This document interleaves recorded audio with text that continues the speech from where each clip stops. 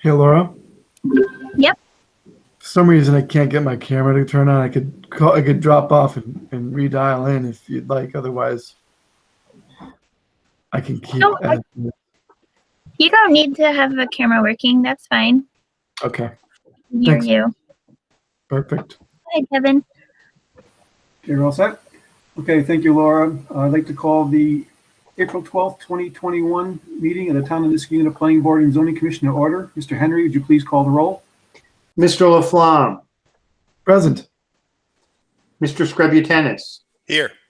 Mr. Khan, Here. Mr. McPartland, Here. Mr. Darpino, Here. Mr. Oster, Here. Ms. Shenfield, Here.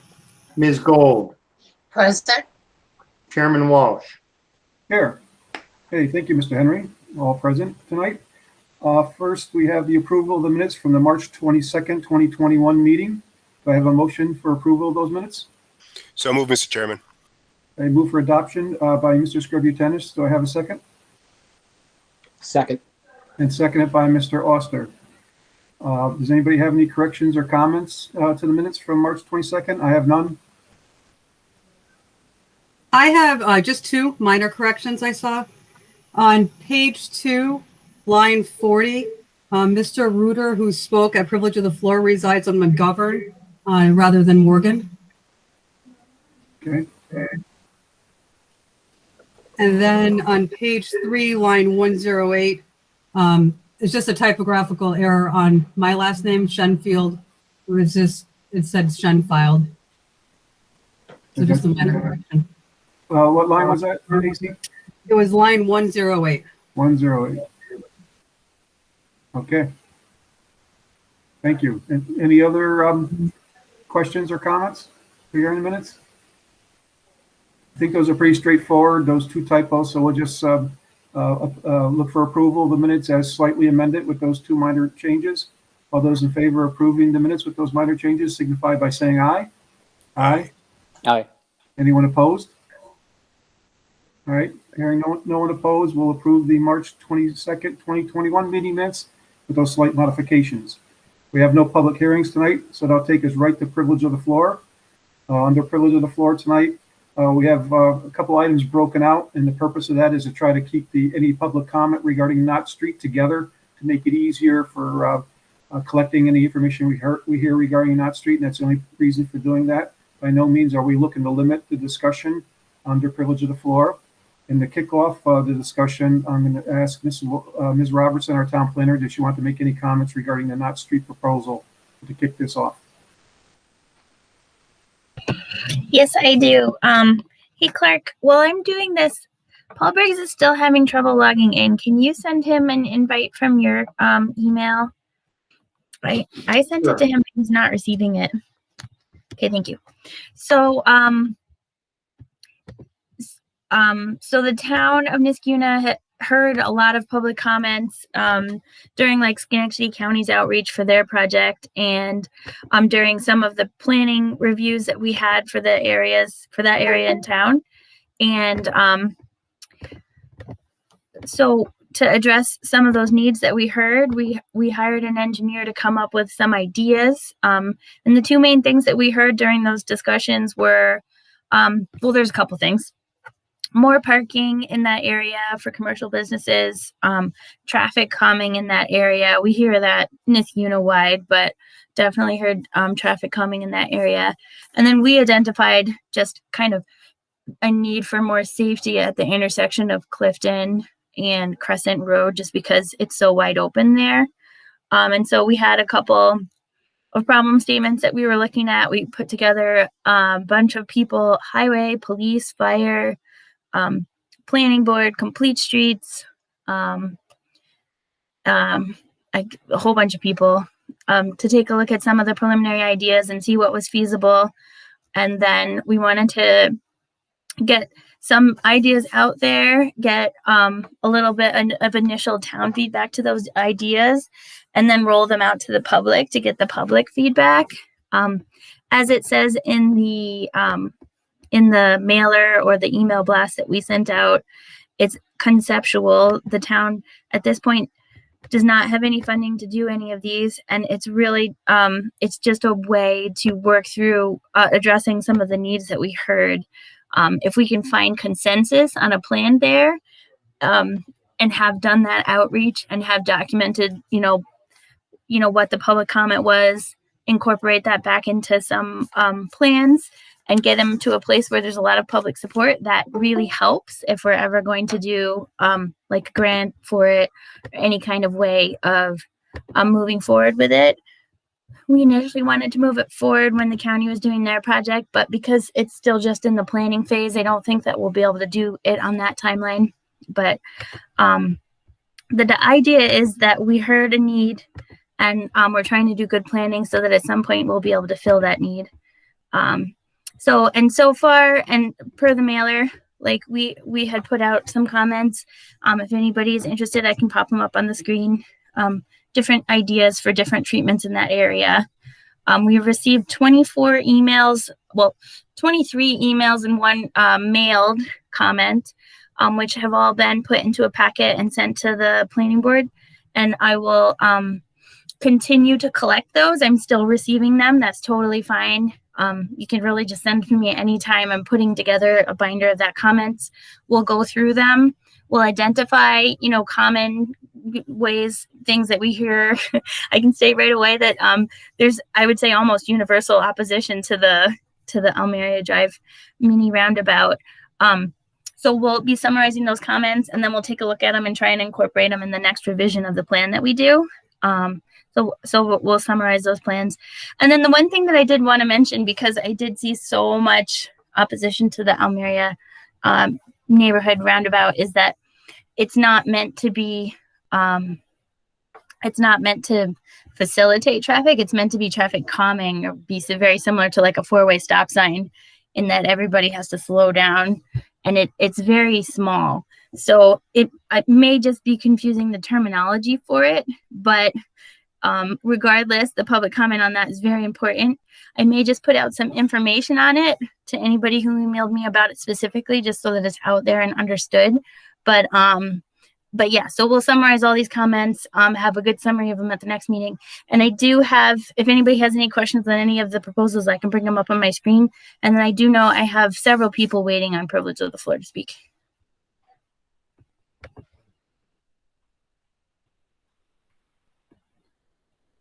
We can't hear you, Kevin.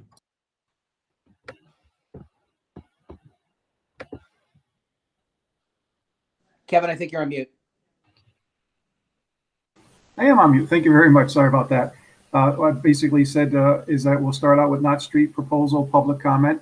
And so I believe there's some people online that want to speak. I don't know, Laura, if you have a sequence. Yeah, I mean, or, I have 3 names, and then there may still be others on there, because as always, I'm always happy to have the link be shared.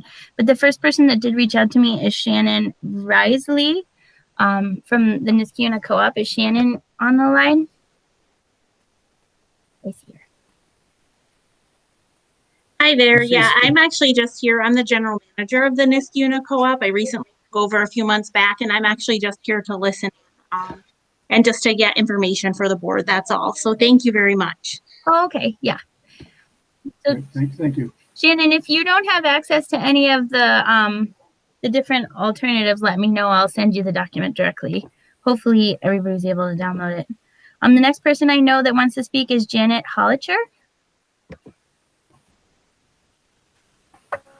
Hi, thank you for, I hope everyone can hear me. Thank you for the chance to comment on this project. I'm interested in commenting on the section that's at Knott Street and Clifton Park Road. And I think this is, as somebody who walks in this area, and I've been doing this for like decades, and I talk to my neighbors who also walk in this area, I've just been trying to observe what is a good plan and what would help people feel more comfortable walking. And I know that many residents really want to walk more, and also the town would like to make this area more walkable.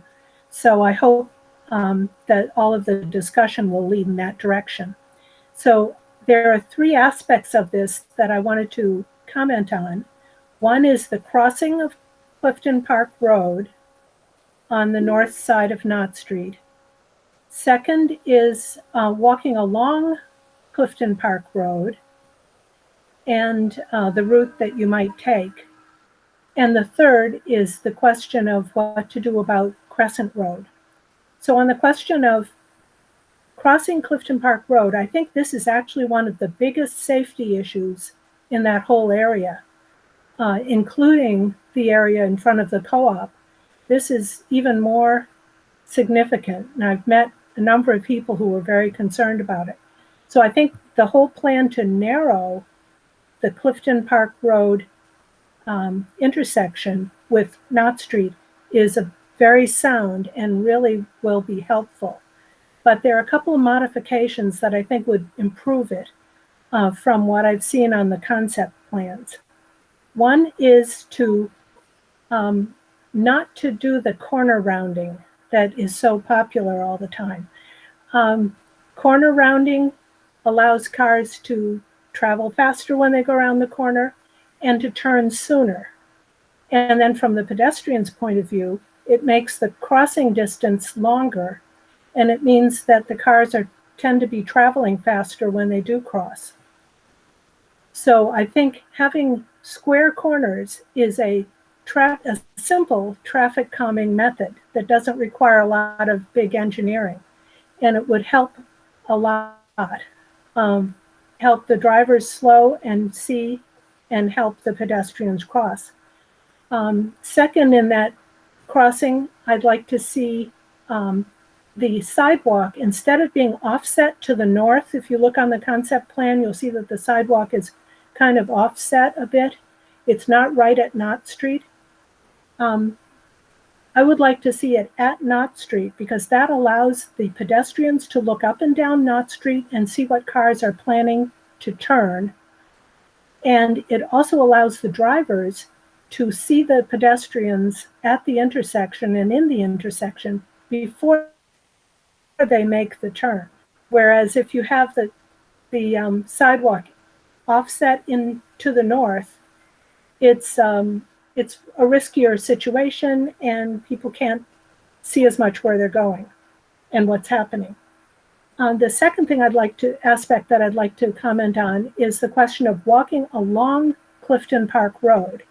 And as there's more activity and traffic slowing on the co-op block, there's probably going to be more traffic along Clifton Park Road, even if we hope there wouldn't be. There's also a lot of traffic that goes across to the north from the other side of Clifton Park Road and cuts across to the north side. And people tend to do that quite quickly if they can. So you always have to think about that. The people walking along Clifton Park Road, on the concept plan, they kind of funneled them towards Crescent Road because that's where the sidewalks are planned to be. But Crescent Road, if you think about especially the high school students, I had a couple of high school students who walked to their high school, and it was much better for them to walk along Clifton Park Road, get to Rankin, and then cross Balltown Road at Rankin Road where there's a walk light. Then I would not like to see them or any of the other high school students funneled towards Crescent Road where there's no walk light on Balltown, and you really don't want them. You really don't want a lot of pedestrians trying to cross there right in front of the ShopRite Plaza entrances. The other aspect is it would really help in winter and all kinds of other times to have a sidewalk on the west side of Clifton Park Road on that block.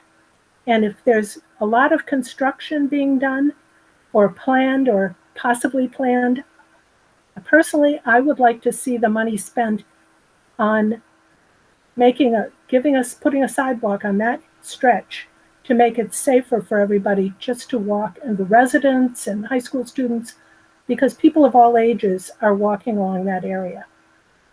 And the third thing I'd like to comment on that plan was the configuration of Crescent Road. And I kind of think, as I look at it, I kind of think it's a mistake. I can see the reasons for it, for why people would want to straighten out the intersection a little bit more. But I think it's a mistake to go through that wooded area that's opposite the houses and at the corner of Crescent and Clifton Park, and then to add to the pavement by taking the road area and converting it to more parking.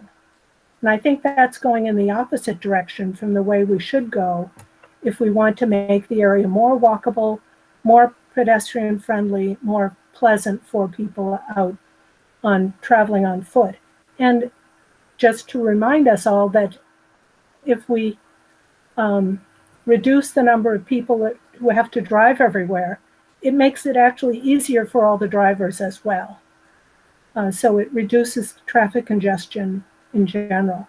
So I would like to see some other way of containing and narrowing the Crescent Road intersection with Clifton Park Road, other than carrying it off over the wooded area with the swale. And just regarding the storm drainage, we should probably also think about the impact downstream of adding pavement upstream, because on my street, for example, just storm drainage alone has been a problem for people on my street sometimes. When upstream areas have gotten saturated and we've gotten, people have had problems with flooded basements because the storm drains just couldn't handle the volume.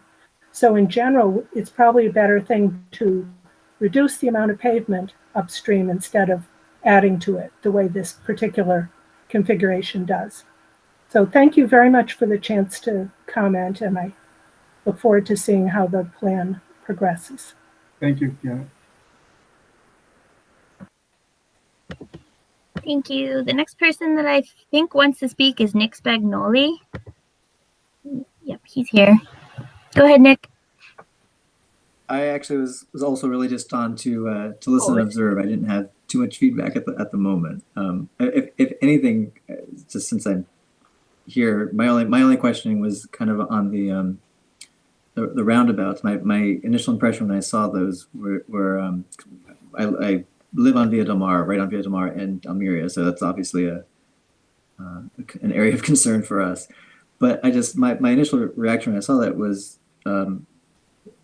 what if there would be any opposition to stop signs, which just seemed like, if the goal is to slow traffic there, that seems like an easy, simple way of slowing traffic is a stop sign versus the roundabout, which, aside from the police concerns, which seems to make sense, because I have a hard time visualizing that in that small space there. I know it's a small thing, but it still seems very tight. So anyway, that was only, I didn't really have any comments, but since I have the floor for a second, that was my only kind of question.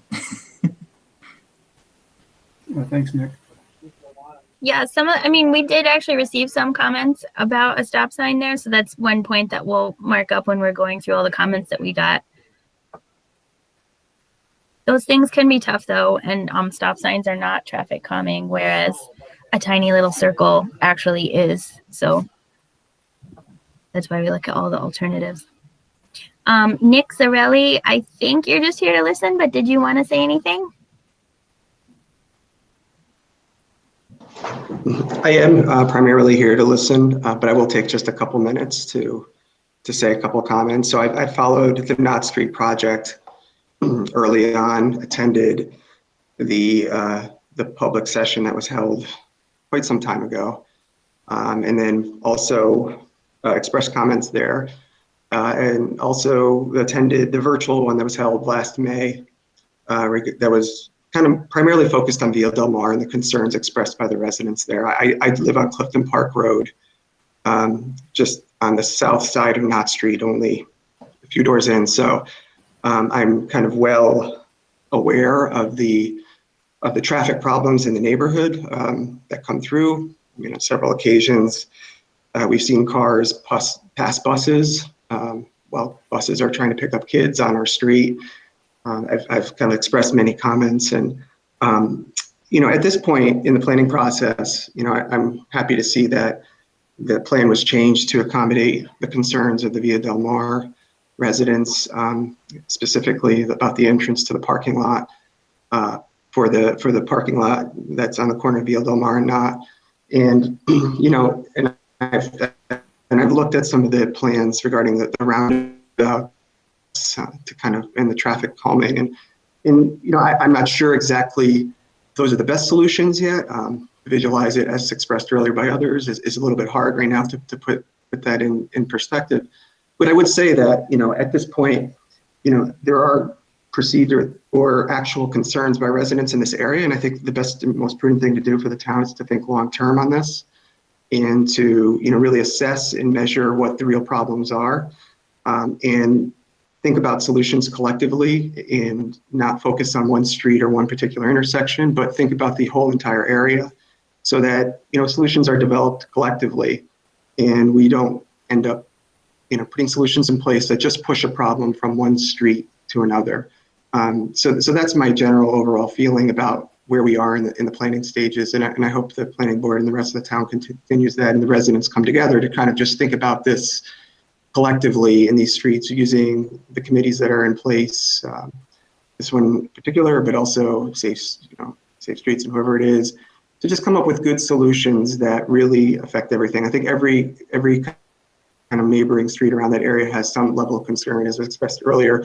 The students who walk to the high school, yet at the same time on my street on the other side of Clifton Park, there's plenty of students who walk to the middle school, probably because that Clifton Park Road cuts all the way to the middle school, whereas Via Del Mar or even Valencia do not. They kind of end at Barcelona, or Via Del Mar ends at Almeria in a sense. So there's a collection of different issues and problems with these neighboring streets, and we should just hopefully come together as a town to figure out what's the best solutions, so that not one street is aided while another one is hindered, and that we can come together to kind of come up with a solution that addresses everything at once. So thank you. Okay, thanks, Nick. So that's all I have that I had written down. I don't know if there's anybody else on the line that wanted to speak about it. As Laura mentioned, anybody else on the line wants to speak regarding Knott Street proposal concepts? Okay. How about any planning and zoning matters in the town of Niskuna under privilege of the floor? Do we have anybody online? And Laura, I did not receive any requests for regular privilege of the floor. Okay. One last try. Anybody else? Okay. Hearing or seeing no one else regarding privilege of the floor for any items, I'll close privilege of the floor. Thank you. And again, anytime you wish to be heard regarding Knott Street or any other items, please email Laura Robertson at Town Hall, or join in on our meeting. We're glad to hear what you have to say. All right, we have no unfinished business tonight or new business tonight, so it'll take us right to our discussion items. We have a few, and first up we have 1380 Van Antwerp Road. That's the Lee C3 lot subdivision, and Mr. McPartland is our project lead. I don't know, Mr. McPartland, would you like to kick it off? Sure.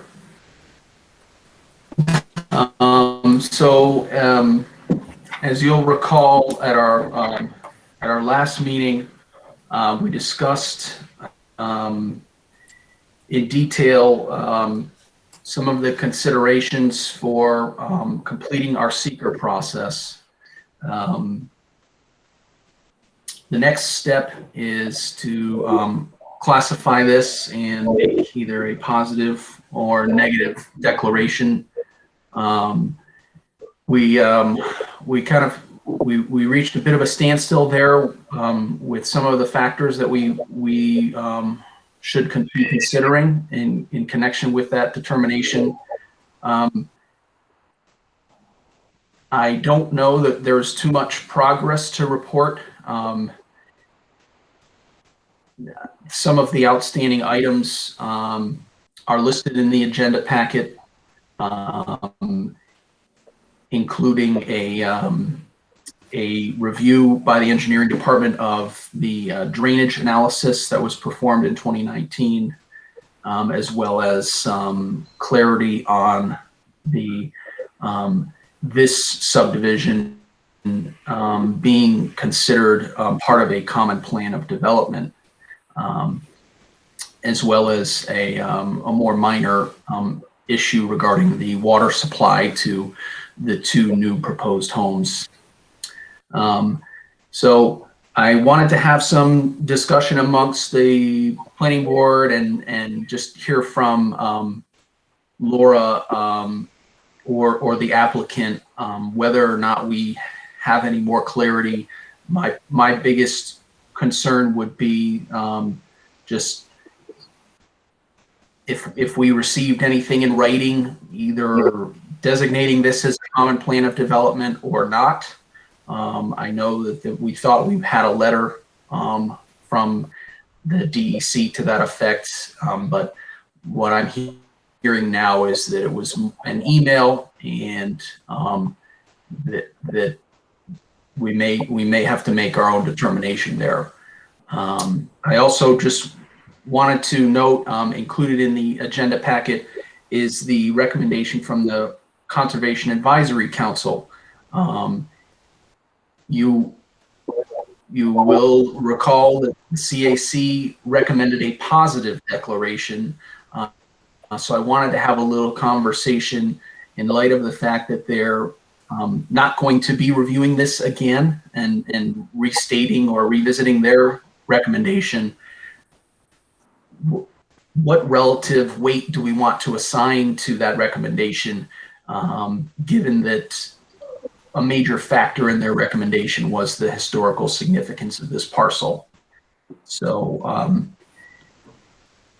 I think, you know, from my eyes, there's still some unanswered questions, but I hope that we can work through them and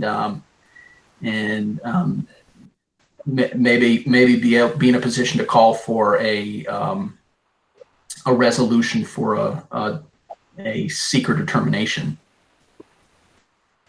Yep. So I can speak to the, Kevin, I can speak to the issue of the common plan of development. So I've done some research on this, and I previously provided Laura with my opinion that this subdivision is not part of a larger common plan of development. And I think I would like to give you a little bit of the rationale behind my thinking on that. When you review the law or in the codification or regulations around the common plan of development, it's clear the rationale behind that concept is to prevent developers from trying to end run the speedy process by developing property and then later coming back, developing property without the need for a speedy permit, and then coming back and later trying to develop certain parts of that project that had that been disclosed early on would have required the further requirements of a speedy permit. It's my opinion, it's pretty clear here that the development, the 4-lot subdivision that's before you now, is not part of the prior subdivision. That prior subdivision, in fact, was by a different developer, and it's not that same developer that's now seeking to have or seeking the approval of this 4-lot subdivision. I think that's a major reason. It's clear that, in my opinion, that if that developer, I think that was Rebecca Holmes, came back to seek this further subdivision, certainly you could conclude that that was part of a larger common plan of development. This is not the same developer, and I think that the reliance on the DEC instruction is improperly relied upon, and I'll tell you why. When the engineering department back in 2019 sent the letter to the DEC, the language was that it says the developer, I'm quoting this, the developer now wishes to further subdivide the land into 2 more lots. That's simply not the case. The implication there is it was the same developer that's asking for this further division of land. And the response from DEC was, so all 4 approved lots were developed and the developer wants to increase disturbance. The DEC clearly believes that the reliance is that it's the same developer. And the answer from the engineering department was, correct, the property contained an existing house before the first subdivision. The property was first divided into 4 lots while staying under 1 acre disturbed. Now the developer wishes to further subdivide. That's simply not the case. So based on what I believe was improper information given to DEC, that it's the same developer that was seeking to further subdivide an already approved subdivision, that DEC's opinion that the common plan of development is applicable is misplaced. In addition to that, those issues were clearly before the court when this matter was litigated 2 years ago. And the court implicitly told this board that you can't link the 2 developments together. And I think based on all of that, it's clearly this does not fall within the common plan of development. So I don't think you can treat it that way. Feel free to answer any questions anybody has. Any questions for the applicant or for Mr. Briggs regarding common plan of development?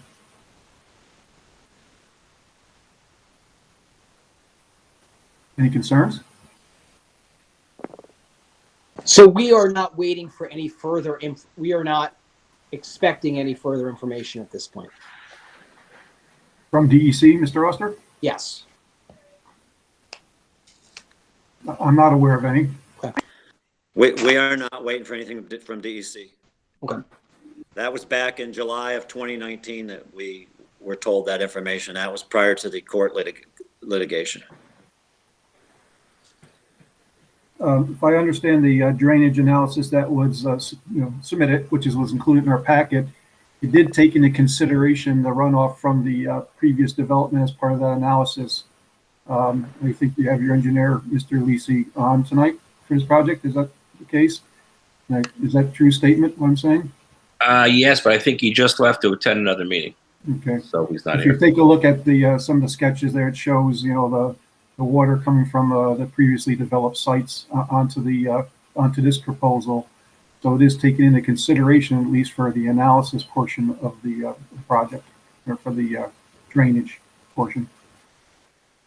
Correct. All right. So I'll step in here if you don't mind. So the items that we have in front of us, as Mr. McPartland mentioned, I'm looking at my notes here. We talked about having the tree council walk the site again. I know the trees are still marked from before. Clarifying the water supply and the tie-in. Those and this question regarding common plan of development and the drainage. And my view is that these things, we just heard about common plan of development. The other items are basically engineering and the tree council. I don't see any hurdles in accomplishing, another walkthrough.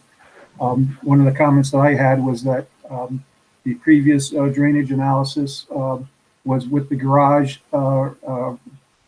relocated, I believe, to not the location that we currently have, but slightly moved off of the one lot. And so this is actually a little bit different. The latest drawings that we have that show the garage rebuilt alongside the residence with the access from McGovern Drive.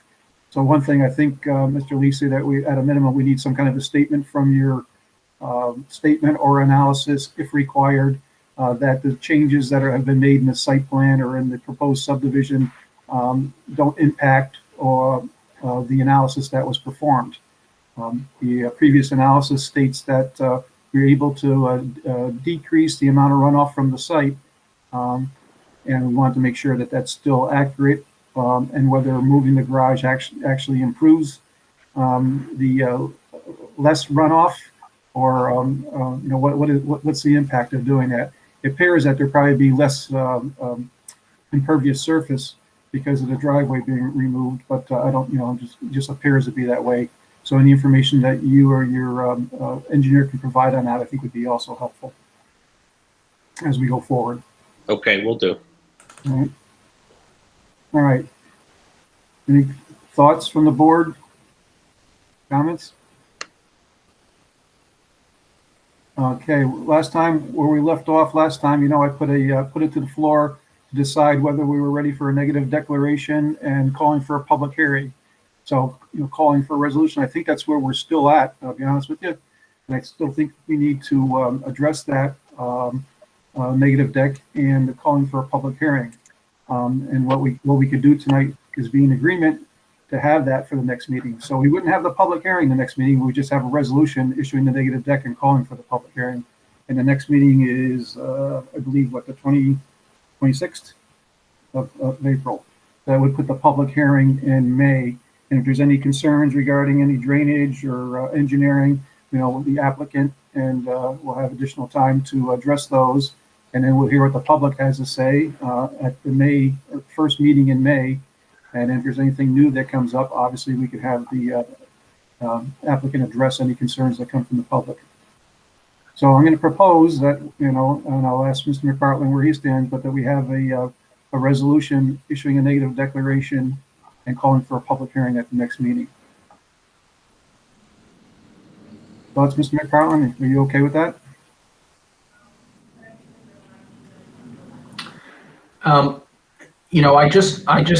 I think so in principle. I just want to be clear, has the town engineering department had a chance to resolve any concerns regarding water supply to lot 2 and lot 3?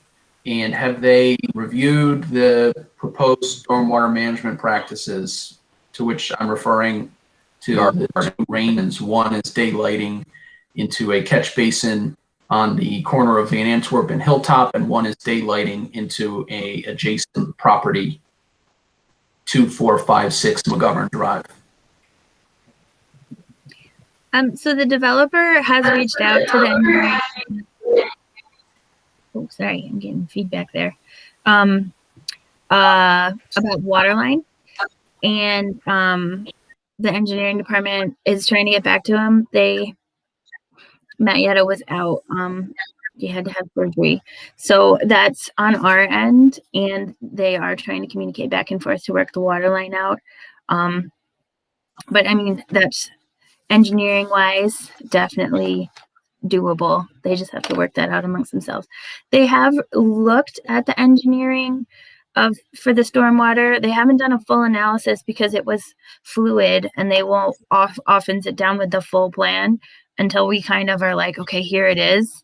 But if we're kind of comfortable where the driveway goes, and we're comfortable with, where the plan is at now, we would start that full engineering through the TD and through the engineering department. Or will we be looking at this in-house? Is that what I'm hearing? I don't know that. They're very short-staffed. They're down an engineer. It may have to be a mild TDE review. I'll reach out to them about it. Okay. And I know, Mr. Lisi, if you would provide, again, a statement or an update based on the relocation of the garage and access off of McGovern, that would be very helpful. The quicker you could do that, so that way if the engineering department does have the opportunity to look at it, they'll have all the details required to take a look at that drainage analysis. Okay. Okay, we'll do. All right. All right. With that said, I guess I'll ask, and is everybody in favor of calling for a resolution for the neg deck and public hearing at the next meeting? And to clarify, Mr. Chairman, there are additional environmental issues that could be addressed through the review by the engineer, should they arise, should comments be raised. So this is not a full declaration at this point that there is no environmental issues. It is a step on the way to, if there are issues, they can be addressed, that process. That's always my view. There's nothing significant that can't be addressed through engineering measures such as rain gardens and so on and so forth. And then if we have the opportunity to hear what the public has to say, there may be something that we're missing. And we always welcome public comment. And if anything substantial comes up, the applicant will have to address it. And I should say it's no different than what we've been doing typically on a subdivision, especially of this size. All right. Well, let me put it to task here. All those in favor of calling for a resolution for next meeting, which states negative declaration in a public hearing, signify by saying aye. Aye. Aye. Aye. Is anybody? Thank you. Anyone opposed? All right. All right. So Laura will have a resolution next meeting taking those actions, and then that would put the public hearing sometime, well, probably at actually the first meeting in May, whatever that date is. All right. Any other updates from the applicant or questions for the applicant at this point in time regarding this project? Mr. Lisi has just stepped out. Okay. All right. Anything further at all on this topic? Okay, hearing none, we'll close the discussion on 1380 Van Antwerp Road, and we'll move on to 2538 River Road, DeKalb's Farm. And we've got a couple of project leads, and I guess I'll give Mr. DiArpino the first crack at this one, since Patrick's been busy there. How's that? Okay, great, thanks. So let me zip down to this project here. So since our last meeting, one of the things that Joel has included has been a phasing diagram of the development. There was also the TDE's response letter that went through the documents and came up with a decent amount of questions and comments for correction that were on there. And we can highlight a few of them here. I'll get to it. Okay, so GPI is the town designated engineer, and it looks like a lot of the issues here that were the general notes were addressed by the town, specifically talking about the location of the cul-de-sac, the distance from the roadway. I believe, and Laura, you could probably confirm this, I believe that all life safety, fire, and ambulance and police have looked at this, and there were no concerns with the configuration that's been moving forward. That's correct, because we have the multi-use path as emergency access. Correct. Yeah. So some of these comments that you saw in the letter were probably a little redundant to some information that we've already been taking a look at. And then we also need to have the final tree council review of the site based on some of the trees that are along the location of the bike path, and then concentrated to the top and the one side of the impact area. It also addresses some of the sewer easements that are required in here, which Joel has been working pretty diligently on for the rerouting up through onto the north end of the property. And then the last item was the summary of all the SWIPs. That was open items there on some of the drawings. So I think that's the kind of the main gist of where we are. It would probably be helpful just to talk a little bit about the phasing plans as far as like the timing and the timeline that'll be taking place for the development. Hey, Dave, I don't know why Advanced Engineering put the phases in the plans, but there is no phases. HMA is the contractor for the infrastructure, and they're essentially going to complete the whole subdivision within 4 months. So there is no phase. I took a crack at the GPI comments, and I think I sent them to everybody, and I noted that, in my response. So I took a crack at all the comments, like the safety issues and things like that, and then I forwarded it on to Advanced Engineering for the detailed questions. But there was 7 pages of questions. So, and I basically, since I did the a long form, the EAF. I responded to the EAF comments also. So a quick question about the phasing then. So site work wise, HMI is going to be doing all the work. Are they also the general contractor? Yes. Yep. Oh, they are. HMA, Mike Hamill. Okay. So as you have these lots ready, you're gonna develop the entire property, correct? All units? Yep. Yeah. Okay. All right, then you answered a bunch of my questions. And who's HMI? What does that stand for? No, HMA, Kevin. Yeah. HMA is primarily a blacktopping company. They're a very large company, and they've had the contract before in the past. I actually was introduced to them by Frank Gavin when HMA did the blacktopping for UNA. So I've been working with them for quite a few years. They blacktopped Campo Court, so they've done good work. So they would do all the infrastructure and Yeah. roads, and then you would build as lots are sold. Is that? Yes. Yep. And you'll be the builder, Joel? Yes, I'll be the builder. And actually, there's extremely high demand now. I mean, I can't tell you how many people are contacting me. I don't even have my marketing plan established yet, and I got tons of people waiting for houses there. Okay. The one thing that I wanted to bring up, Kevin, is that this project has been going through the planning stage for over a year, and I realized that we started out right when COVID hit. We've been extremely patient. There was all the concerns with the connection to Windsor that dragged out for quite a few meetings, and I really want to take advantage of this market, and I really have to get building.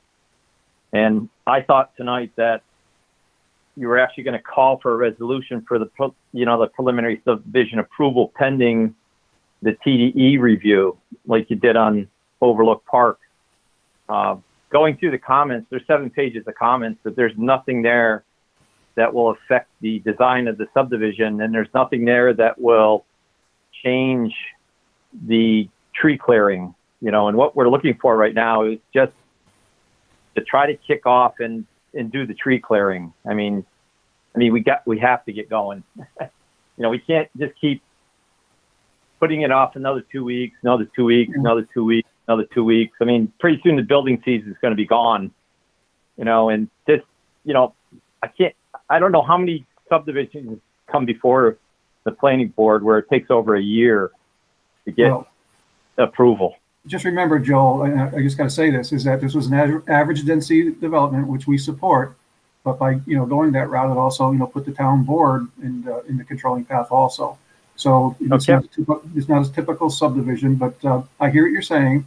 We have, 7 pages that we need a response to, and I hear you're working on that.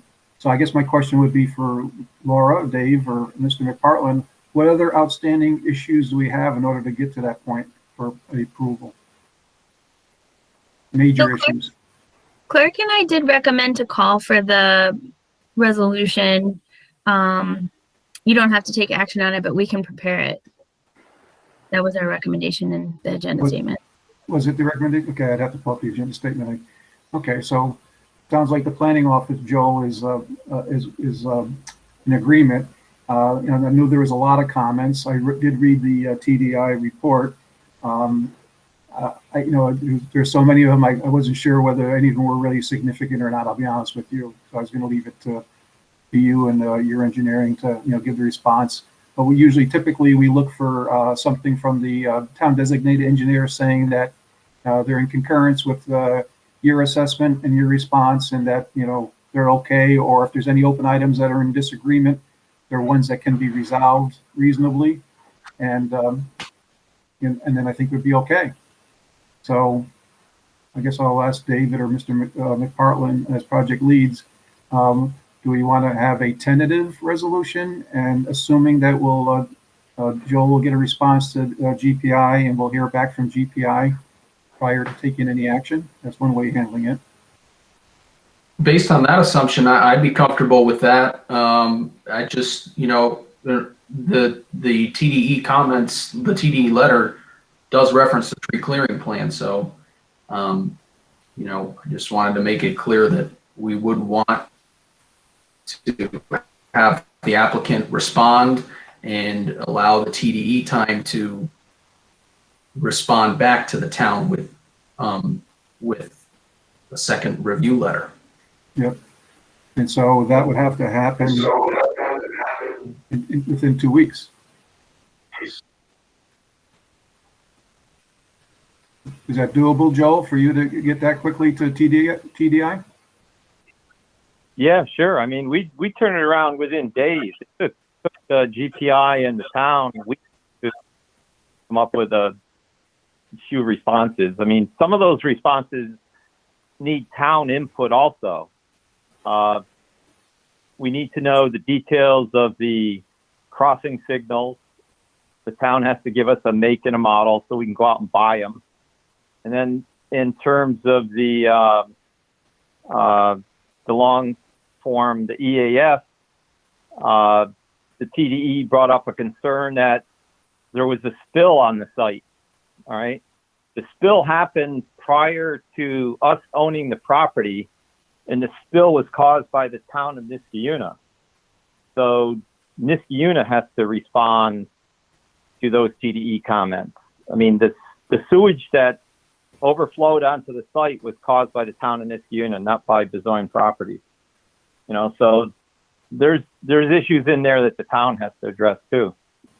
So, and it's my understanding this is the first time that GPI was a TDE and they did their due diligence. I mean, there's a lot of comments in there that I would call them superfluous, so I don't want to denigrate them or anything like that, but there's a lot of busy work comments in there, but we'll knock them out within a week.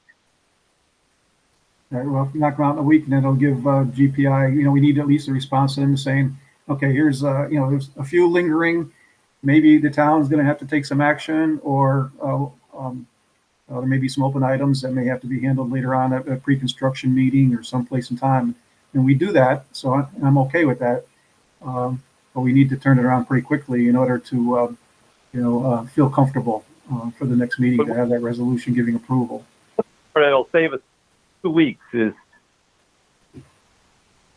the approval to move forward to clear the trees.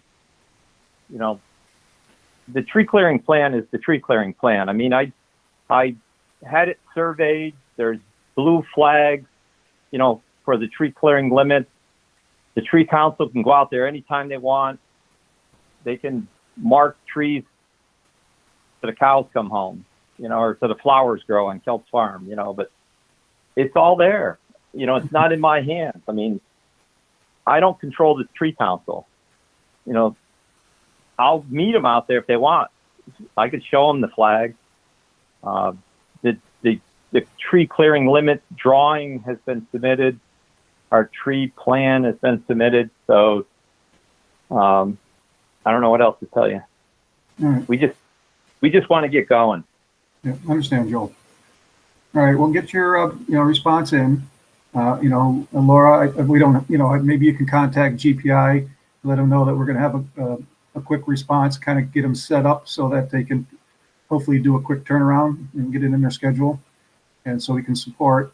And I'm okay if the board's okay with having a tentative resolution, and that would be approval for the subdivision. I guess it would be subdivision we call it, right, Laura? So yeah, we can definitely prepare it and push GPI and prepare them. That's a good idea. Yeah. So if the board's okay with that, we can do that, Joel. If something comes up from GPI, if there's a tough issue that is going to require, I guess, substantial engineering to resolve, well, maybe we'll have to pull the resolution. But I'm willing to at least take the step personally, if the rest of the board is, and to try to help it along. Thank you. Any comment? Well, that's the rest of the board. Does anybody else have any concerns with that approach, trying to move it along? Kev, let me get this straight. So that the next meeting you will call for a resolution, or No, we're calling for vote the resolution now, is what I'm asking. Calling for the Okay, good. resolution now, contingent that you'll get some stuff in, and hopefully we get something back from GPI that says, hey, you know, we can, even if there's open items, they're resolvable, you know, via a meeting or discussions. If we can get through that, you know, we'll go forward with the approval.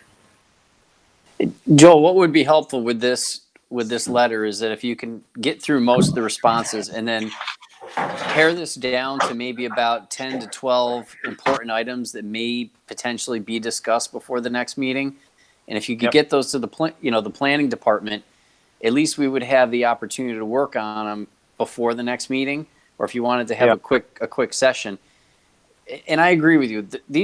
The comments are very good. They're very thorough. So it's something that you might see almost like on a 95% set of drawings, which is going to help you down the line, you know, in the long run. But I do sympathize with your position that there's quite a bit of information on here that's either already answered or simple details that can be answered. But there are a few items here that I think are going to take a little bit of coordination between you, the town, and the engineer just to get it moving forward. I'm fine with doing calling for the resolution tonight based on getting a little bit more palatable thing for us to discuss at the next meeting if necessary. Yeah, Dave, the only thing that I saw that could affect anything is something really extremely detailed, like the dimensions of the manhole, the sewer type.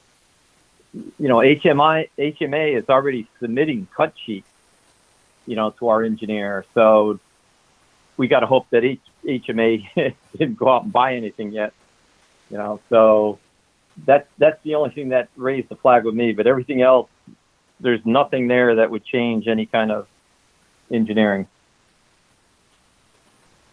Okay. Any concerns with any of the other board members regarding this approach to try to help this along?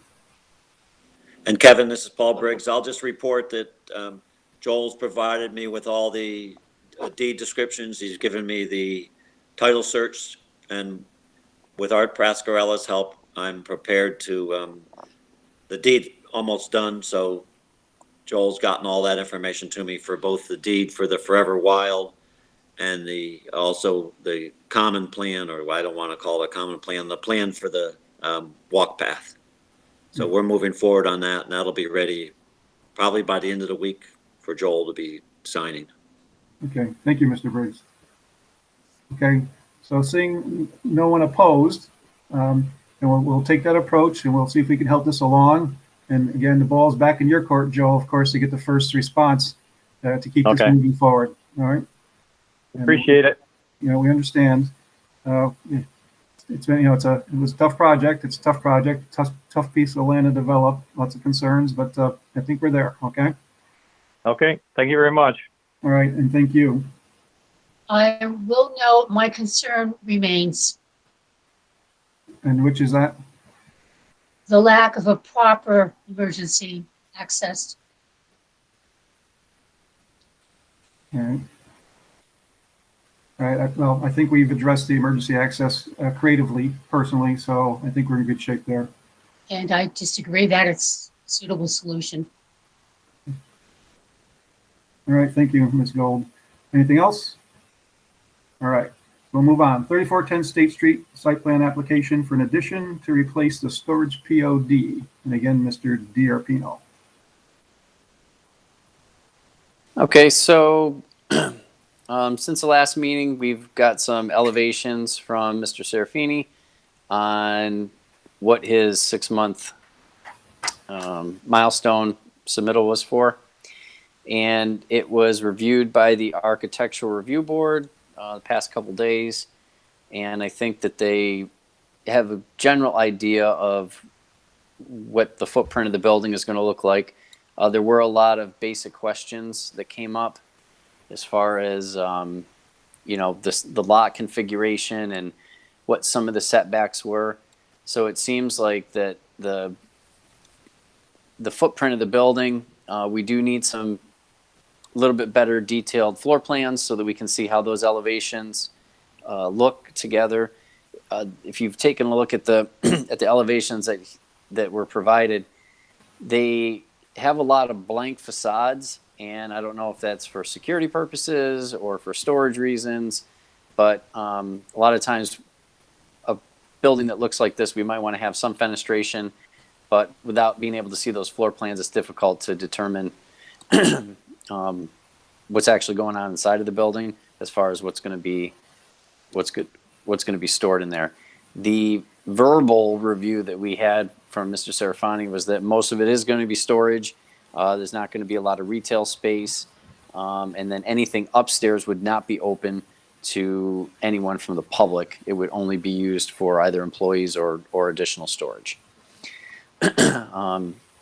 The other portion of his proposal is going to be the variances that he's going to have to go through in order to get the addition built.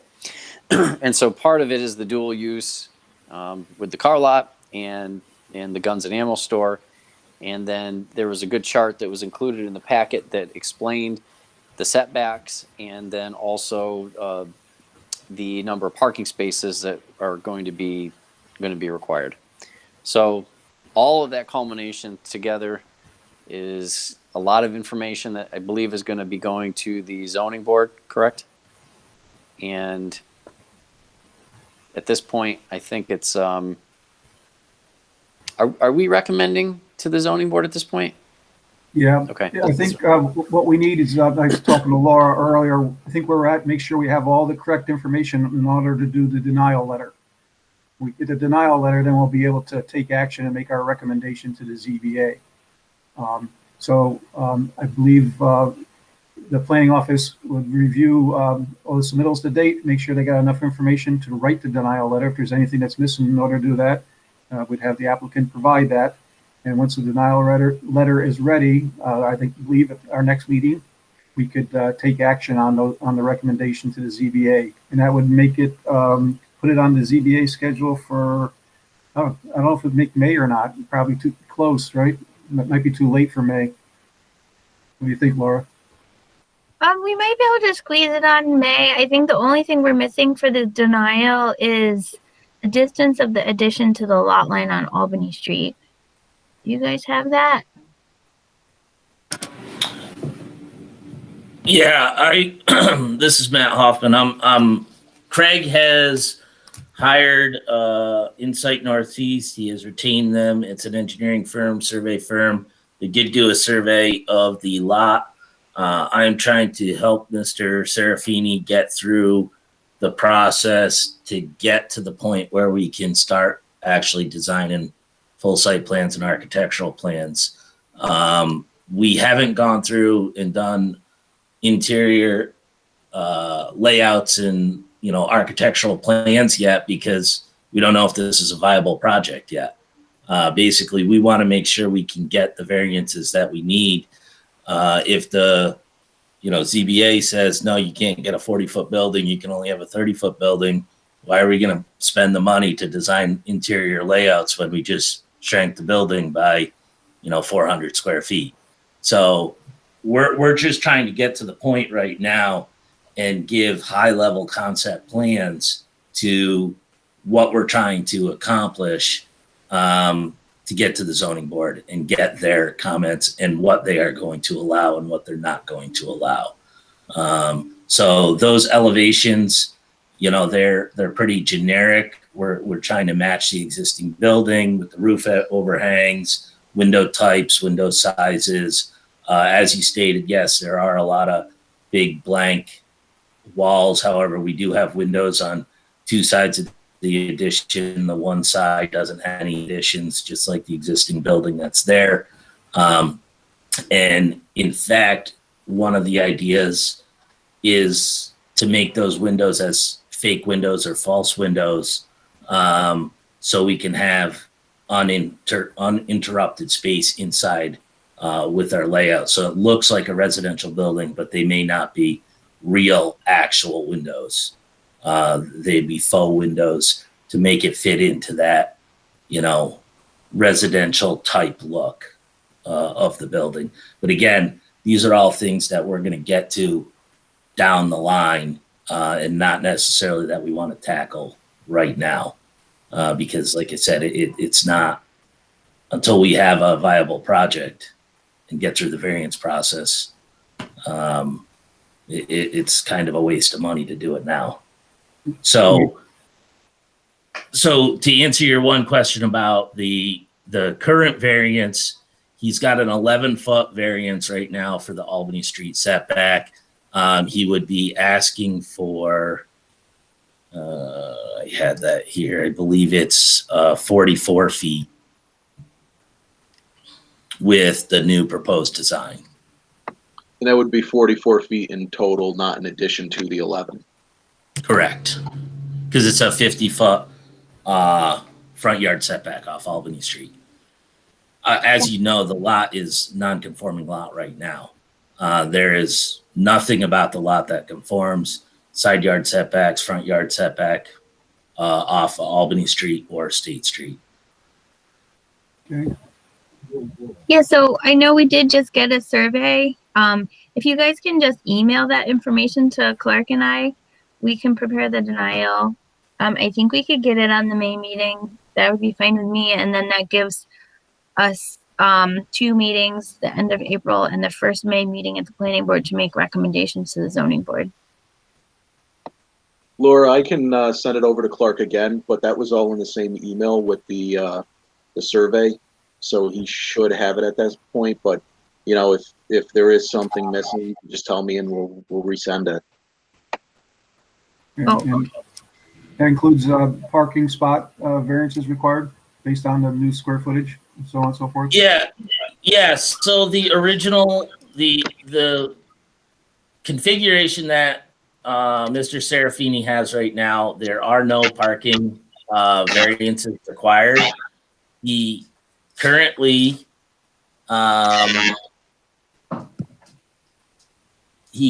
needs just where are we?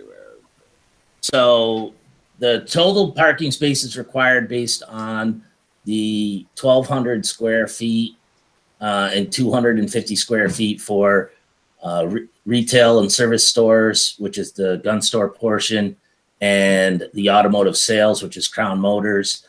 He currently needs 10 parking spaces. He meets that 10 parking spaces. With the proposed addition, he would be looking at 17 parking required spaces, and the proposed concept plan is 2 parking spaces short.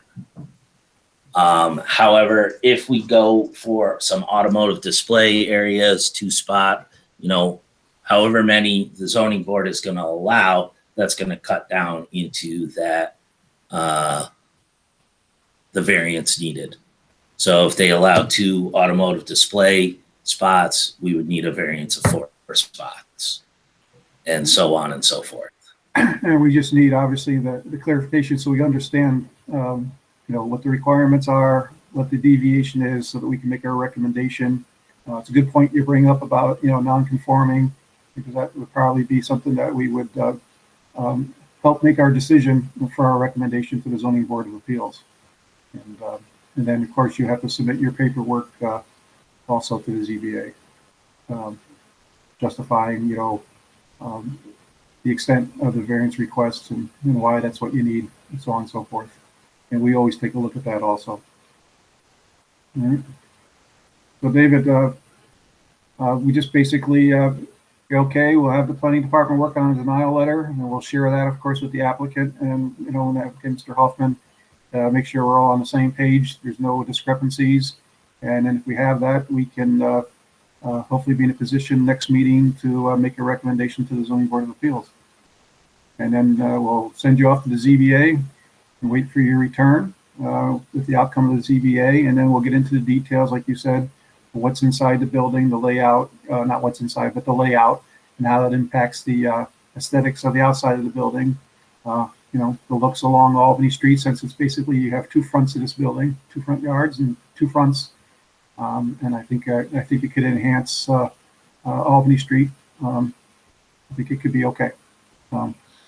Yeah, and that's really all we're looking for is to know what parameters we have to design to. And once we have those parameters, then we can really get into the nitty gritty design of, a full site plan, layouts, everything. Additionally, if the board has any suggestions in the meantime while we're going through for the variance approvals, making an assumption that we would get them, obviously, but anything like that we can do so that we can continue with the outside plans, the aesthetics. If there's something in regards to visually, shrubs, things like that, anything you guys can give us as input, we'll add as much as we can along the way so that the process is going to go as quickly as possible, so that we meet the performance timeframes that the town had set for us. And, additionally, just so that we're getting a solid idea on, what the town's looking for us to minimize the visual impact in the area. Yep.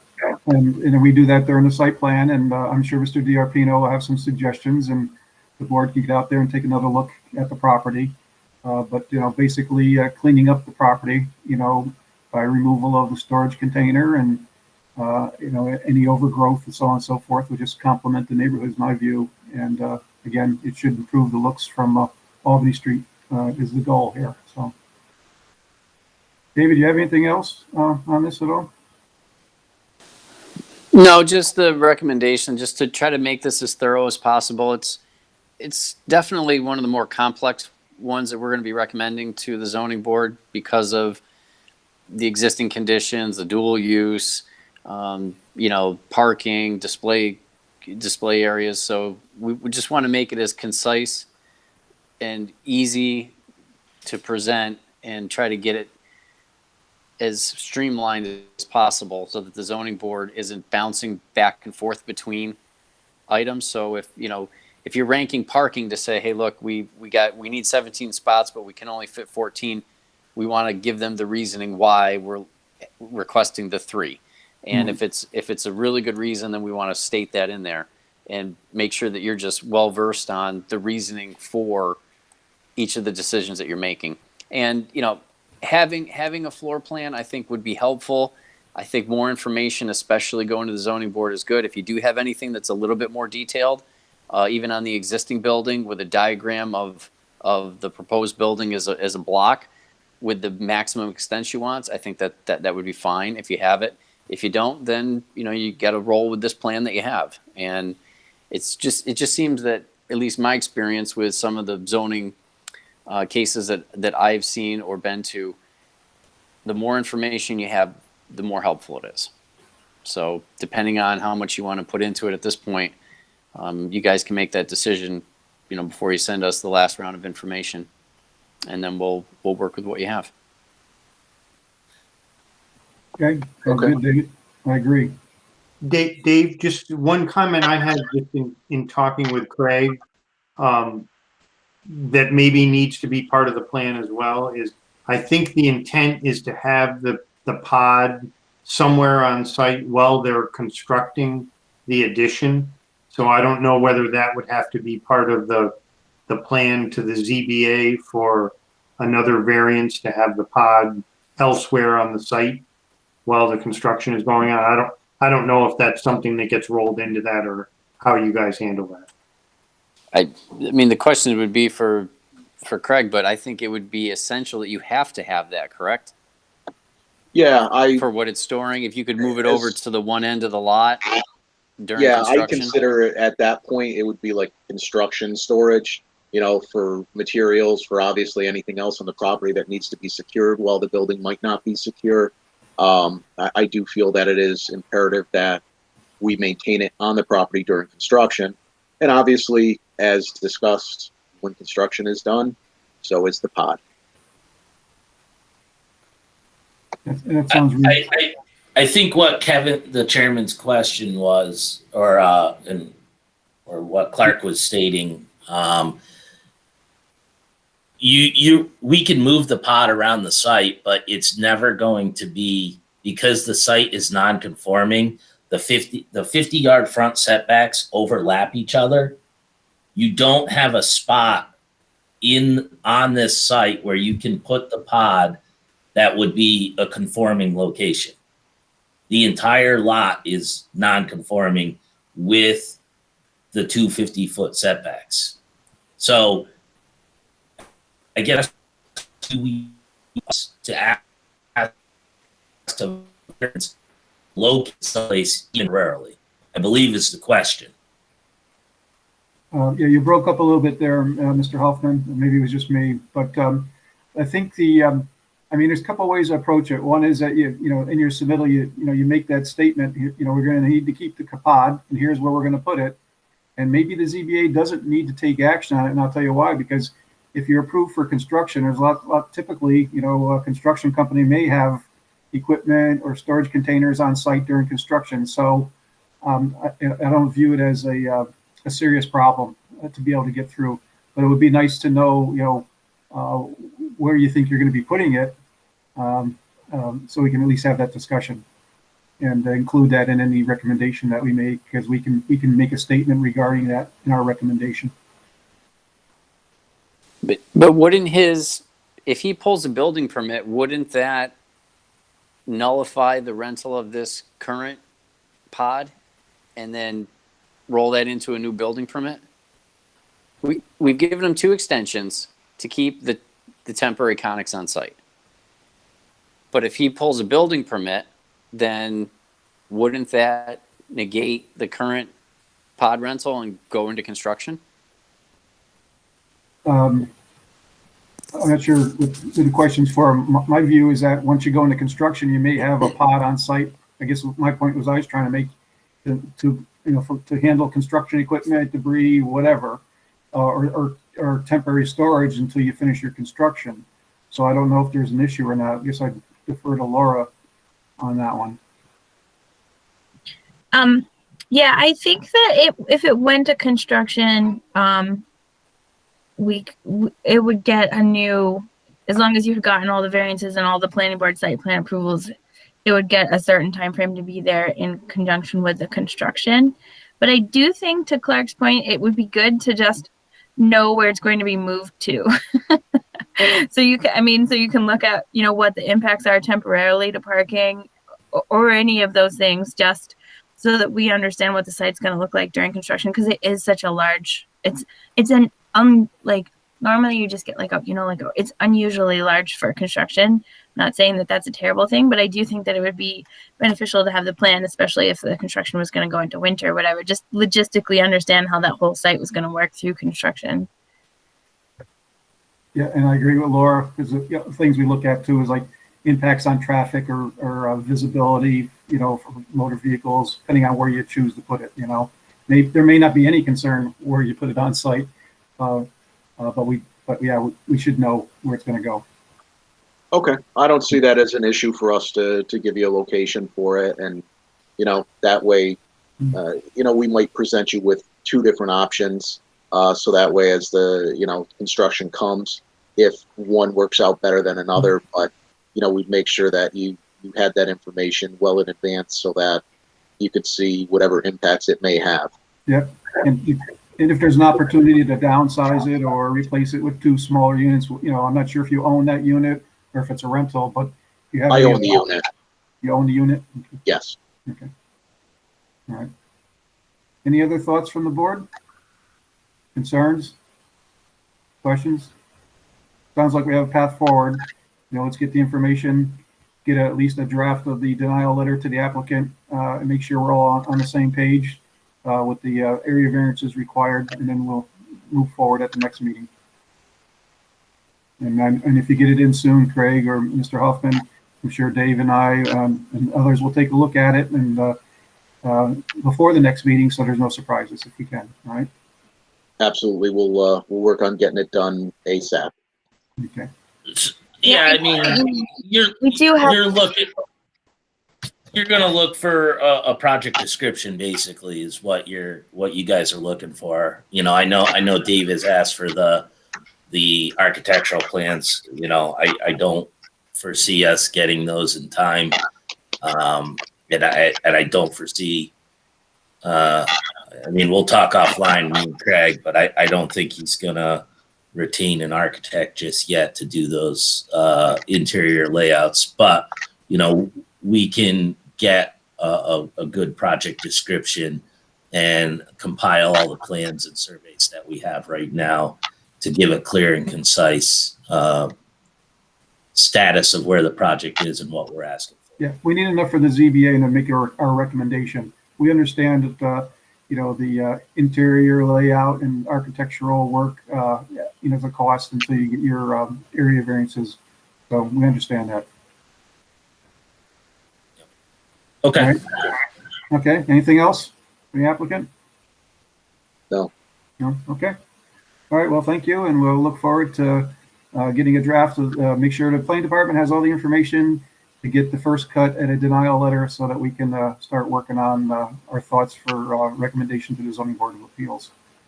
Excellent. Thank you. All right. Thank you, everyone. Thank you, Mr. DiArpino. All right, that brings us to a new project that we first discussion tonight. And that's 509 Fillmore Avenue.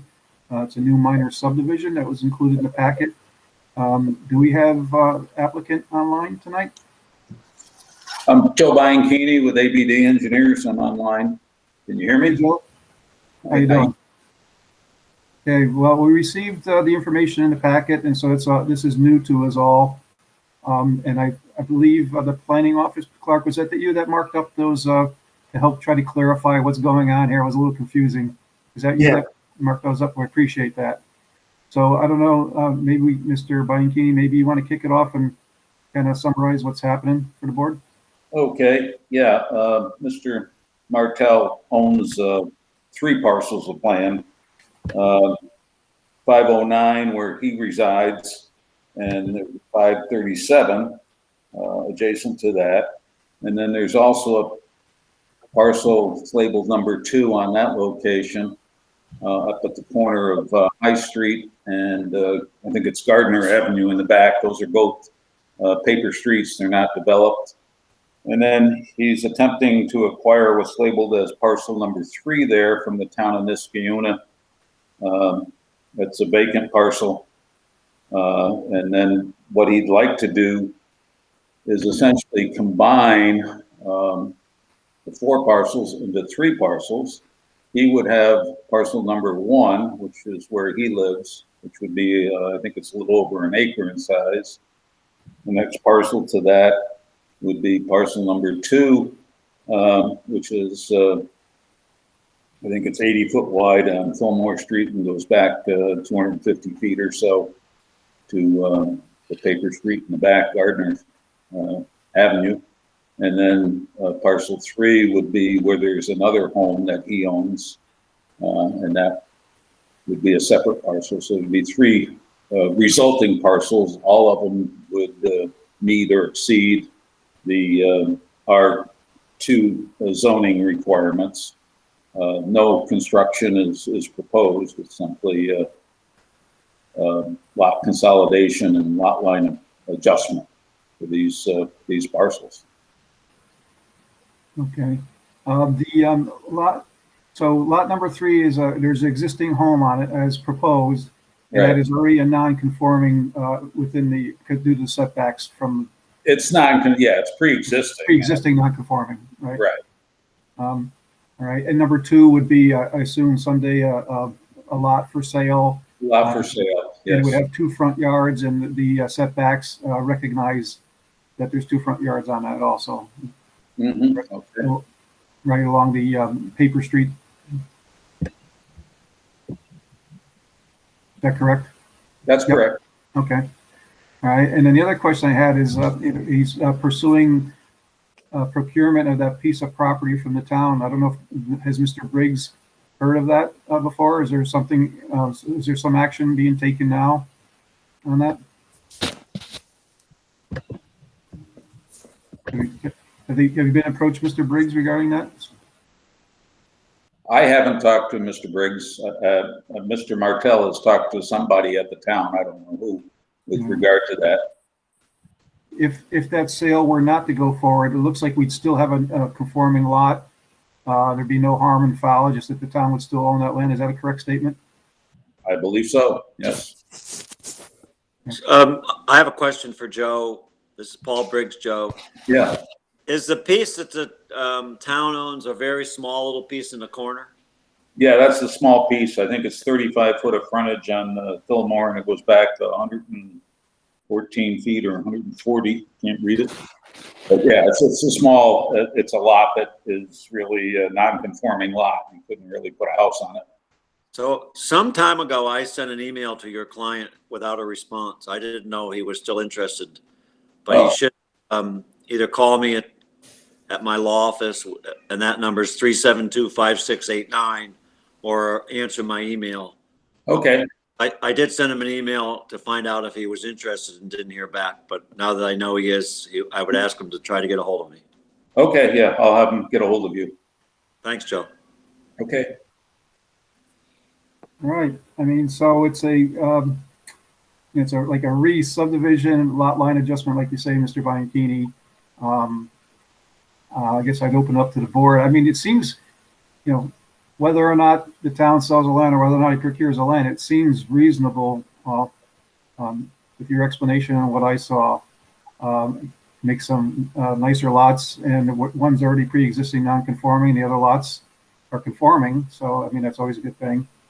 Does anybody have any thoughts from the board or any concerns at all?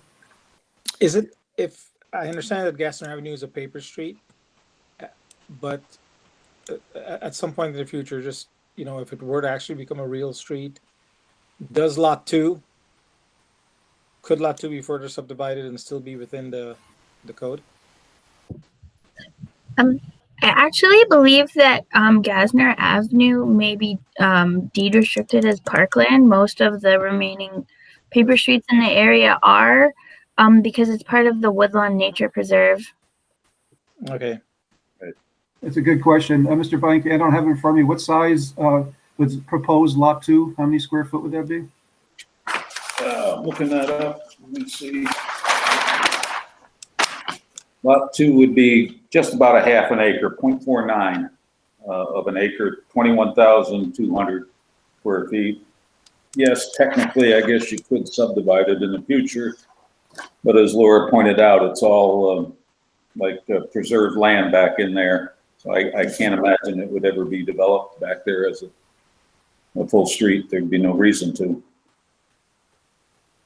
Okay, but the applicant, is taking into consideration that it may be by the front yard setback on both sides of that lot number 2 anyway. But that's a good question, Mr. Khan, because Laura, I think that would require the planning office to validate that section, whether that's, true statement that it's restricted or it's parkland or whatever, just so we understand that. Because if it isn't, and there's concern about a future subdivision, we may have to take some action in a potential future resolution to control that if it's not desirable to have further subdivision. Okay. Okay. All right. All right. So is there any other comments at all? Yeah, Mr. Chairman, I wanted to know if the applicant would want to wait to resolve the status of lot 3 to determine whether or not it's in or out of the parcel before you proceed, so we're not running with 2 plans simultaneously? Yeah, we'd like to acquire, my client would like to acquire that land, so we would like to proceed. I'll have him get a hold of Mr. Briggs very shortly. How about a timetable, Mr. Bianchini? I mean, sometimes, it may take some time to come through that for, to come up with a cost and whatever regulations or rules the town has to follow in order to sell that piece of property. Right. Does he have time to wait? Yeah. Right. But there's no, it doesn't have to be done like tomorrow. It can wait until we acquire that property. Okay. So this is the first time seeing this project, and I would suggest that you follow up with Mr. Briggs and we kind of get all the data that we need. And if it is going to be, potentially future part of lot number, I guess that would be lot number 3. I don't have it in front of me. But anyway, we make sure that we do it all at once so we don't have to come back, I guess, again, right? Yeah, if that's acquired, then we can move forward. Okay. I mean, I don't have any concerns. personally. I don't know if anybody else does.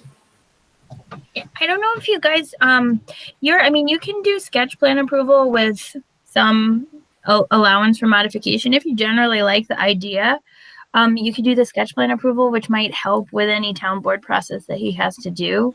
And then, if it comes back and it doesn't have the town land, like to Kevin's point, it's actually still maybe potentially better than existing because it's taking a landlocked parcel and making it into somebody's yard, and it's making a more a more conforming R2 lot that could be developed in the future.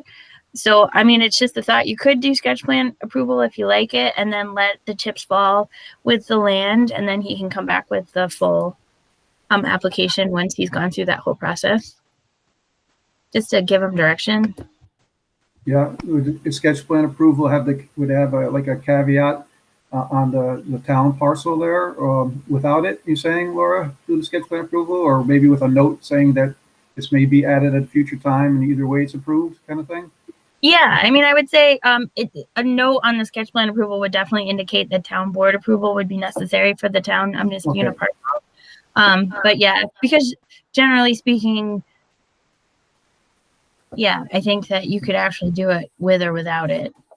And because it's pre-existing non-conforming, the one lot to the left there, there's no ZBA action required because that's the way it is, and there's no change really in that. Correct. We have only required new subdivision or changes in lot lines to go to the ZBA if they make a pre-existing condition worse. Okay. I don't know if anybody's already researched this, but I'm curious how and why the town owns that particular lot. I have vague memories of multiple lots in that area being taken for preservation purposes. This one doesn't look like it would be one of those, but I'm not sure. I believe, Leslie, that this was a tax foreclosure by the county, and the county gave it to the town. That makes it a lot easier. Thank you. Am I pretty right on that, right, Laura? Yeah, that's exactly what happened. Good. That makes it more reasonable. That's great. Any questions for Mr. Bianchini? And Laura, so you're suggesting that the next meeting we have a resolution for sketch plan approval? I just think that helps with the process if you're comfortable with it, because that way they know that the planning board understands the concept and is okay with them moving forward with minor subdivision, and then they can go through, the town board process while they're working on everything. That sounds reasonable. I have to admit, I have to get out there and take a ride and take a look at it. I haven't had the opportunity to do that yet, but on paper it appears to be reasonable, is my view. But I will take a look at it, make sure I'm not missing something out there that before the next meeting. And I always urge the board, obviously, to take a ride by also. All right. Is everybody okay, or is there anybody concerned about moving forward with this in that fashion?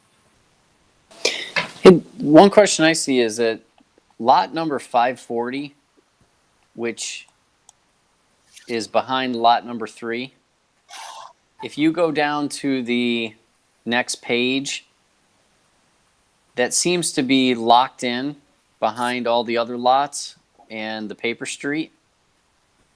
Does that lot have access if it was to ever be developed? And if the reconfigured lot number 2, would that be the only way in and out? So, I'll pull up my screen so that I can make sure I know what. Yeah, if you go to the proposed configuration, there's a lot 540, lands of key, looks like. Oh, over here. Yeah, right there. And then if you go to the next page, that lot is behind all the other demarcated lots on that street. Where does that access, if there is any? Yeah, it's landlocked. Right. This parcel is landlocked. So is the only way in through lot number 2 now? The further end? This parcel actually wouldn't change based on anything that's done here, right? Because it doesn't have any access to these lands currently. Let me zoom in here. So none of these 4 parcels provide access to this parcel. The only thing that this parcel is touching is the Gassner Ave. The paper street. So it doesn't change access to this landlocked parcel in any way. So that parcel is just landlocked. It's just landlocked in the current configuration and in the proposed. There aren't any accesses through any of these 4 parcels to it. Is that privately owned, Laura, the piece of property, landlocked? Yeah, I think it is. These ones over here, that's to Leslie's point. Like these ones were all deeded as parkland, and there are some infill lots, like I said, that came to Woodland because this is part of a greater nature preserve that the county and the city of Schenectady maintain, and actually may at some point be merged with the Pine Bush, which would be cool. I know that they've talked about it a couple times. But yeah, I can check and see if this paper street was included with this, like donation to the town, or if it's not, and if that's the reason that this is a private parcel. But there are a lot of New York State DEC wetlands in here. I don't know which side it is. Very difficult to develop. Yeah. And all the proposed lots would have access from Fillmore, right? Yeah. Yeah, these ones all have dead. So like this one here, oops, is the lot proposed, or is the current, sorry, is current configuration 2. This is a currently landlocked parcel that's undevelopable without building a street. So, that land's not useful. This land here by the town of Niskuna is also not useful. I'm sure that's why there was a tax foreclosure. So you're theoretically taking, two parcels that can't be used and then making them. Combining them, yep. That's good. Yeah, it's all good. Yep. Oops. Okay. I'm having a big problem scrolling. Sorry. Hey, so Laura, just my system cut out for a second. How do we come to acquire lot 3? I just missed that. Schenectady County foreclosed on it, and when we were going through some land, looking at some land with them, they basically gave us a bunch of slivers of land that are problematic because they can't be built on. What happens is they go up for auction and people buy them prospectively, not realizing that you can't do anything with them, and then they go into foreclosure again. So it's like this cycle of foreclosure. And so they gave us a bunch of slivers of land, and I actually think that the hope at the time was that we would be able to take those slivers of land and like reach out to adjacent landowners and see if we could get them to be, combined and become conforming, so that it's not this constant cycle of property abandonment.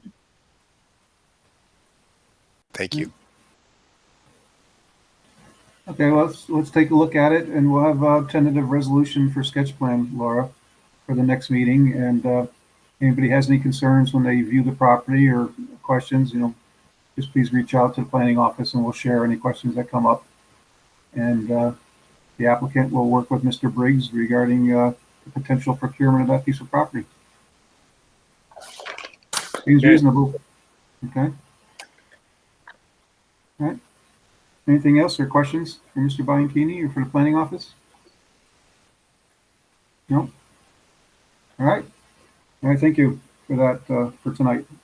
That closes the discussion items then. All right. So we'll move on to reports. First up for Laura would be COVID-19 update. So I guess I'm mostly just leaving this on if you guys have any questions about procedures or anything, but nothing's really changed from last month. We're still doing remote meetings. Town hall is open, but unless Paul Briggs knows otherwise, like the town board is still also meeting virtually, and they're kind of the leaders for any changes that we have. So I'm still planning on meetings to continue virtually until told otherwise. We'll just watch for when the town board announces their first public meeting, and I'm sure they'll evaluate how things went there, and hopefully we're next. Okay. And next thing, Laura, was the historic preservation town code. Talk about that for a moment. We had on the agenda. I will mention, I think, I know you're on vacation. Dr. Brennan reached out to Clark and myself, and of course Laura was on the email, but she wasn't available. And he proposed that he take a stab at the ordinance, basically the Historic Preservation Code. And so I encourage that. I think that'd be great. So basically he's helping us out. And so he was going to take a look at the other municipalities code and take a look at the New York State guidance. And he was going to come up with something for us to work on. So that would be, obviously the planning department looking at that, maybe the historic committee, and then of course the planning office to make sure that we covered all bases of something reasonable that we could forward on to the town. So I appreciate Dr. Brennan taking a look at that for us and helping us out there. Clark or Laura, anything to add at this point in time on that? Nope, that covers it. I think that'll be a useful starting point for the planning board and everybody to work on. So I appreciate Yeah, doing that. yeah, you reached out. Well, we'll take. We always look for help, so that's great. That's great news, and I'm sure we'll all take a look at it also once he gives it a first cut to help us out. All right. The only other thing, it's not under reports, but I guess I'll ask here is the one thing regarding the Knott Street project. Laura, I know we talked. Is not the Knott Street project. Let's call it the Knott Street concepts. For Crescent and so on and so forth. We're going to continue that for the next meeting. And then we'll kind of, obviously people can speak at privilege of the floor about any planning and zoning matters, but we'll probably carry it for the next meeting, start consolidating the information because we just want to bring it to some kind of closure. Is that? Yeah, so I mean, what I'd like to do is probably at least put it as a discussion item or a report where we can summarize the comments so that the public can see them and they can be in the packet. And then if we receive any more, because I do encourage them to come in because we do want to include all of that, in our kind of design process. So either a discussion item or report where we summarize all the comments that we've gotten so far, written and verbal, take a look at all the ideas we heard tonight, put them out there. I do think that it's useful maybe even to respond to some of them. Just like general, like to David's point, like, kind of pulling out through all the stuff, just a couple of key points that we heard that we can say either, yeah, we're going to put this in our design or like, no, we're not. And this is why, just so that people understand where we're coming from. And then maybe also, listen, we do not need to do a mini roundabout on Almeria, but maybe just like some information about mini roundabouts, just so that people don't feel like we're trying to build a 146A traffic circle in their neighborhood. That's not the intent there. Just so that everybody kind of knows that the comments, were heard, what we're thinking about moving, how we're going to address each one of those points that kind of are a summary of everything that we've heard, I think would be helpful. Laura, is there a different name for that? Because I think the problem is the use of the word circle kind of connotes something different. Is there like, is it like a nub circle? I mean, is there some other terminology? You know what I think there is? I mean, most people call them mini roundabouts, which is actually not great because it's not bad, but there's actually a difference between traffic circles and roundabouts and mini roundabouts. But when I was looking for some information to talk about tonight, some people call them neighborhood. There's something that has the word neighborhood in them. Okay. So like maybe we should switch it to that so that it's not so scary. Because I think that some people actually felt like if we were putting a traffic circle there, that meant that we were redirecting traffic from Balltown Road to them, which in no way is that meant to do that at all. I mean, it's really just meant to be, the same as we don't do speed bumps anymore, but it's meant to be something like that. I'm just saying sometimes through like word of mouth, people get a mental picture of something that's not what's actually happening. So it just helps sometimes if there's another word to call it. Yeah, I think it was called there's something with neighborhood that it's a good idea that maybe we switch to that.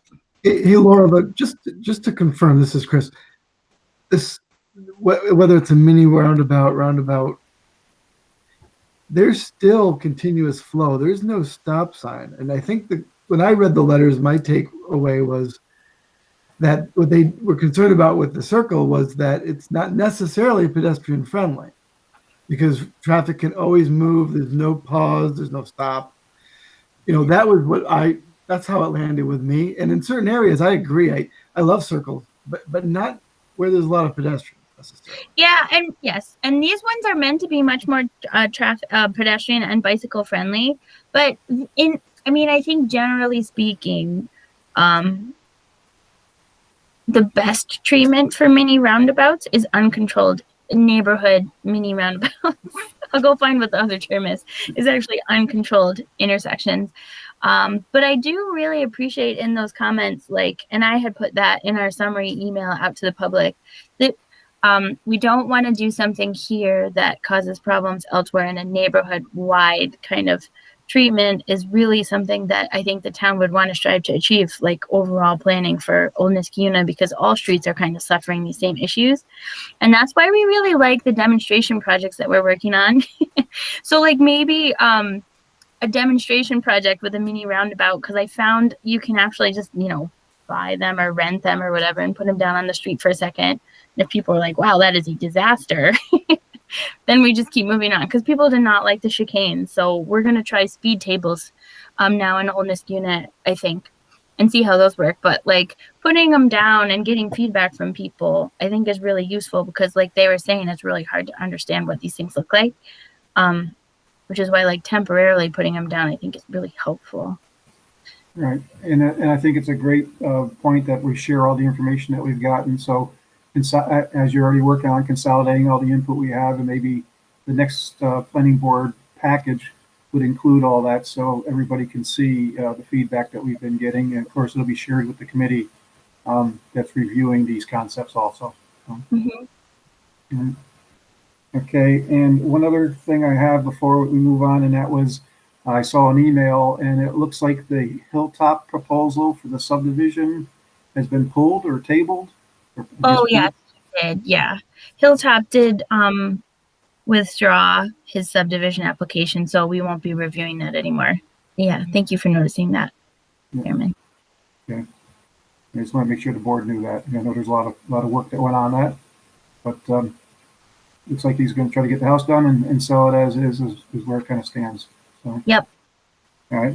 And thank you for listening to me for a moment there. So we'll move on to commission business. Mr. Oster, you have anything else for us tonight? I do not. Okay, thank you. Mr. DiArpino? No, nothing. Okay, thanks. And Mr. McPartland? Nothing for me. Thank you. Yep. Mr. Khan? No, thank you, sir. Okay, and Mr. Scributennis? Nothing for me. Thank you. Mr. Laflamme? No, sir. All set. And Ms. Gold? Questions, actually. I was wondering if the state has done anything to decrease the training requirement for this year, or if there's any plans for more training that you know of. I have not seen that, although they were generally speaking relaxed about it last year. There's a lot of virtual opportunities, but I know that doesn't work for some people. I've had zoning board members also reach out to me and say, hey, we need the in-person training opportunities. So I've got my eye out for them, but there have been none so far.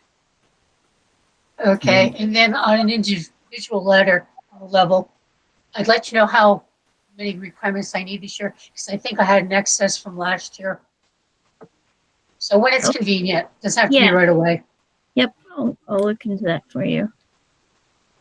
Yeah, I was able to do my training from the New York State site, the modules that they have uploaded that you can take. I'm going to try to hold out, and hopefully maybe this fall things break free, and maybe there will be some in-person training. But I'll try to hold out till then for myself, and hopefully we have an opportunity then. If not, I'll revert back to either some of those webinars or to the training that's uploaded to the Department of State website. Anything else, Ms. Gold? Nope, that's it. Thank you. Okay, and Ms. Shenfield, anything? Nope, nothing for me. All right, and the only thing I got is thank everybody. I know we got some tough ones here that we're working through. Everybody's urgent. Urgency, with the building season. I understand all that, so I appreciate everybody's effort, and especially the planning department.